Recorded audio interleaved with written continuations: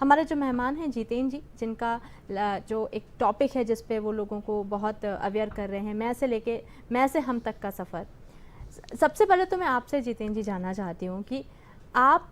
कैसे मैं से हम तक आप कैसे समझे, क्योंकि बचपन से तो हमेशा हमने मैं पे ही ध्यान दिया, हम पे नहीं दिया। तो आपके जीवन में ऐसा क्या हुआ कि आपने ये सोचा कि मुझे अब मैं नहीं हम होना है और सबको हम करना है? क्या ऐसा वाक़या रहा? सबसे पहले तो डीडी मध्य प्रदेश की पूरी टीम को मेरा बहुत धन्यवाद, उन्होंने इस चर्चा में शामिल होने का मौका दिया, और सभी दर्शकों को मेरा प्रणाम। देखिए मैडम, जैसे आपने पूछा कि कैसे क्या हुआ, क्या होता है कि बहुत सालों पहले, लगभग 7-8 साल पहले ऐसा हुआ करता था कि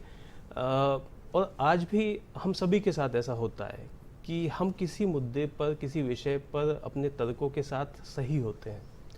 और वो सही होने के बाद जब हम किसी दूसरे को कुछ बताने जा रहे होते हैं तो अक्सर ऐसा होता है कि वो हमारी बात नहीं समझ पा रहा होता है, और हम इस उधेड़-बुन में लगे होते हैं कि ये कैसे हो सकता है, मैं इतना सही होने के बाद भी मेरे सारे तथ्य मेरी जगह सही है, सामने वाला मेरी बात समझ क्यों नहीं रहा है, क्या गड़बड़ है, हमें समझ में नहीं आती। ये चीज़ें बहुत मुझे परेशान किया करती थी शुरुआत में, और मैंने जब इस पर सोचने समझना, इस पर रिसर्च करना शुरू किया तो बात केवल इतनी समझ में आई, मोटी मोटी बात यह है कि थोड़ा दुखद है आज कहने के लिए, लेकिन ये एक सामाजिक सच्चाई है कि हर व्यक्ति आज की परिस्थिति में,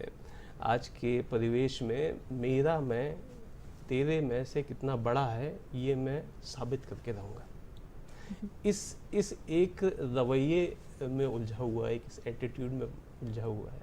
और यहीं से सारे विवादों का जन्म होता है। 99% विवादों का जन्म यहीं से होता है। अगर इसी बात को मैं थोड़ा सा मॉडिफाई करके इस तरह से कह दूं कि नहीं, मेरा मैं तो इम्पोर्टेंट है,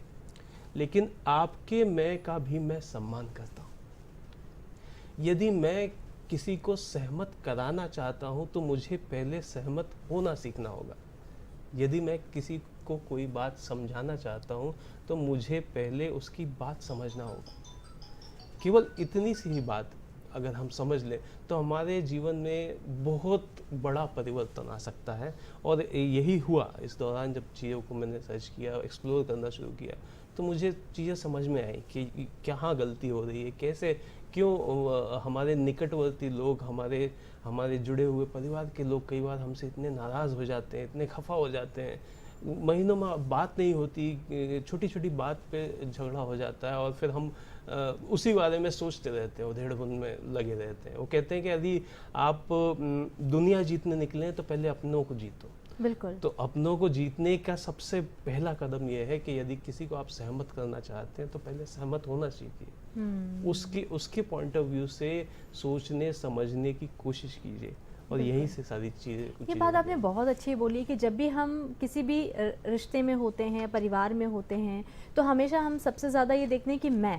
मैं सबसे बेस्ट हूँ, और हम कभी इसको रियलाइज़ ही नहीं करते हैं कि सामने वाले की क्या परिस्थिति है, वो किस सिचुएशन में है, और वहीं से हम अपने रिश्तों को ख़राब करना शुरू कर देते हैं, और फिर बोलते हैं कि हमारी बनती नहीं है या हमारा आपस में तालमेल नहीं है। लेकिन कहीं ना कहीं गलती हमारी खुद की होती है, क्योंकि हम कोशिश ही नहीं करते हैं।